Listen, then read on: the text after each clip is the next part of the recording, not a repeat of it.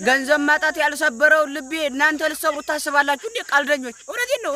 የኔ ልብ የሚሰበር ቢሆን በድህነት ምክንያት ነበር የሚሰበረው፣ ግን አይሰበርም። እኔ ድህነት ካልሰበረኝ ሰው ሊሰብረኝ አይችልም። እመኑኝ። እኔ ያሰብሩትም አትልፉ እኮ ፍቅር ምናምን ያው ፍቅር እኮ ነው ደግሞ ጭራሽ ኖ ማመን አለባችሁ። እኔ ድህነቴ ከሰበረኝ ከዛ ቀጥሎ ሰው ሊሰብረኝ ይችላል። ችጋሬ ገንዘብ ማጣት ያልሰበረውን ልብ ግን እንዴት ነው ሰው ሊሰብረው የሚችለው? አይችልም። እናንተ አበልጡማ ከሱ። እውነቴን ነው። አሁን አንዳንድ ሰው እንደው ሰው ልጅ ጋር ከገንዘብ ጋር ይላል። ላፋችሁ ነው። እርግጥ ነው የሰው ልጅ ከገንዘብ ጋር አይመዛዘንም። ነገር ግን እናንተ አመዛዝናችሁ ሳይሆን አበላልጣችሁ ጨርሳችኋል። ላፋችሁ ነው። አረ ገንዘብ እኮ አንተ ነገ ይጠፋል። አትዋሹ፣ አትዋሹ። የሰው ልጅና ገንዘብ የሚመዛዘን ጉዳይ አይደለም። እናንተ ግን ማስመዘዘን በቃ አስበልጣችሁ ጨርሳችኋል ገንዘብን። ስለዚህ እኔ ደግሞ ገንዘብን ያልሰበረኝን ልቤን ሰው ሊሰብረው አይችልም። እመኑ ይሄን።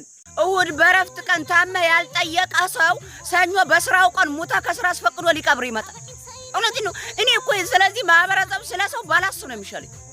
እሑድ ስራ የለውም ቁጭ ብሎ ነው የሚለው። አንተ ታመሃል ማንጎ ማንጠልጠሉ ቢቀር 100 ብር መሸጎጡ ቢቀር የሆነ የሚጠጣ ነገር ማንጣቱ ቢቀር ፈጣሪ ይማርህ ማለቱ ቀርቶ ሰኞ አንተም ትሞታለህ፣ እሱም ስራ ይሄዳል። ከዛ ከስራ አስፈቅዶ ሊቀብር ይመጣል።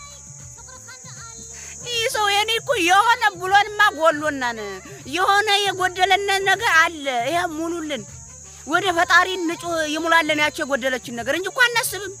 ስንሞት ራሱ ማለት እንኳን በቃ ከስራ ለማረፍ ደስተኛ ነው እንጂ እኛ ሊቀብር መስሏችሁ ነው አይደለም።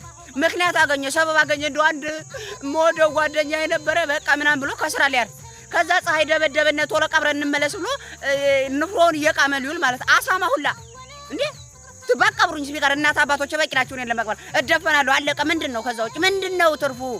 ባልና ሚስት ግን ቆይ ስትፋቱ አታፍሩም ማለት? እንደው ዝም ብላችሁ እንደው አይነ ውሃውን ስታዩ የሆነ ነገር ትዝ አይላችሁ ምናምን? ቆይ ከባድ እውነቴን ነው። ችግር የለውም ኖርማል ነው።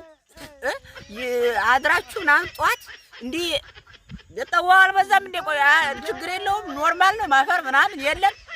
ተፋጠመ አሪፍ ነው። በርቱ በርቱ። ዝሮ ዝሮ የተፈታኝ ቢሆን ማግባት ነው እንጂ ዝሮ ዝሮ እኔ ሲጀመር እኔ በቃ እንደውም አልፈታም። እኔ አሰብኩት